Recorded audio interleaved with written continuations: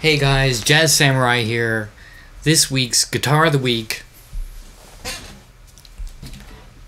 the Epiphone Joe Pass Emperor 2 Pro. Let's talk about it.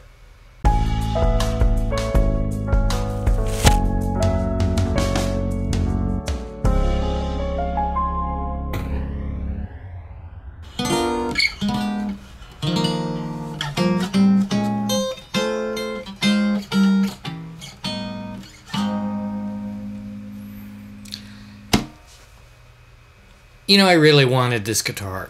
I picked it up not so long ago, a couple years ago maybe, I guess, online from one of the major retailers in Tokyo. Had this kind of showroom version.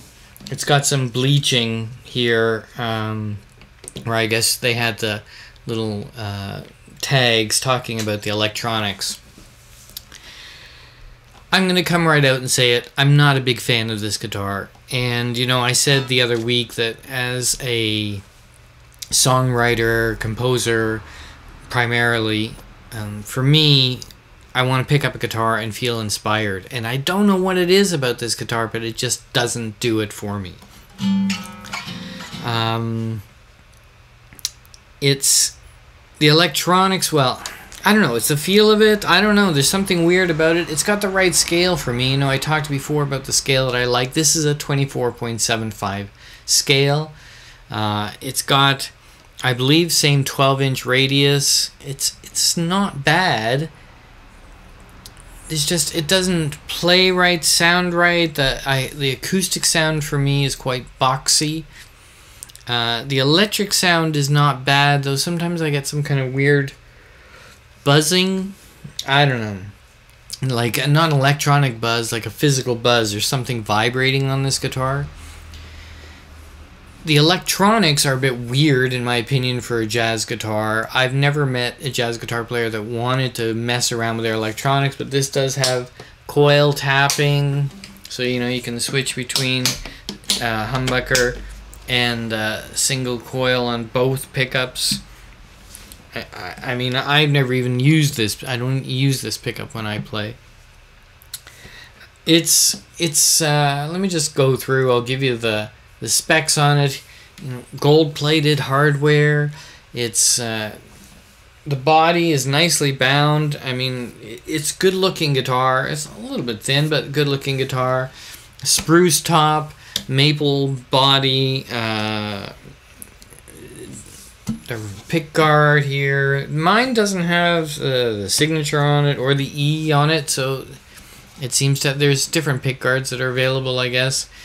It's got this interesting rosewood floating bridge and the birdland tailpiece. And mine is the natural, and it's a 2015 made in the Samek factory in Indonesia. And it just doesn't do it for me. I'll put a link in the description of the videos that I've used this guitar on. You know, and I played live with this guitar. I wanted, it looks good. I wanted to love this guitar, and I did Jazz Fest here in Sendai one year with this guitar. But yeah, sadly I think I might actually sell it. But there you go. And you know, for me, it always seems that signature models, it's kind of like the kiss of death. Signature models are always not so good. I don't know what it is. The exception maybe being the George Benson, which is nice. But it's interesting about Joe Pass. As I don't have so much to say about the guitar, let's talk about Joe Pass, because you know, I love Joe Pass, and the way he uses guitars are very interesting. You know, there's really old videos of him playing Fender Jazzmaster. But in the 80s, I think maybe even from 1980 to 1990, Ibanez did a Joe Pass signature model, the JP20, which is a nice guitar. Single pickup, kind of in the middle front position.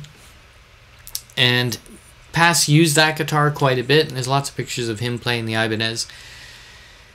Then in the 90s, Epiphone produced a signature model, and I can't find a single picture of Joe Pass playing this guitar, or this type, obviously not this exact guitar, but this type of guitar.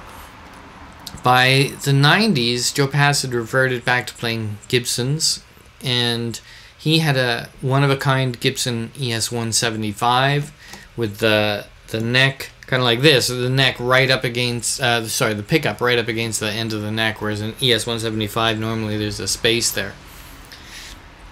But before Ibanez came along in 1980, in the 70s, Pass also played a 175, which was a stock, I think, 175. So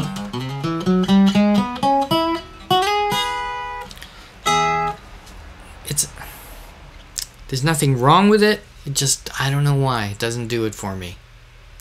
So maybe coming to a Japanese guitar auction site near you, this guitar. Anyway, thanks for watching. You can see the videos. I did a couple of videos this week with it. Maybe, I don't know if it's the luck of the draw, but whenever I'm recording with this guitar, I'm always on a song that's tough for me. But so I'm going to put the videos from this week that I used and the prior videos that I've used this guitar on. And, you know, let me know if you've got one of these, if you like it, what your thoughts are about it. And next week, I'm going to be back doing my jazz standards, and I might do some originals next week. I haven't decided. And all other kinds of things. You know, I want to start building this channel up a little bit. Maybe I'll do a little bit of guitar instruction. I've not done a lot of teaching, but people do ask me, so maybe I do a little bit of that too. Anyway, that's it from Jazz Samurai for this week. Take care, stay safe, stay home if you can, and we'll chat soon.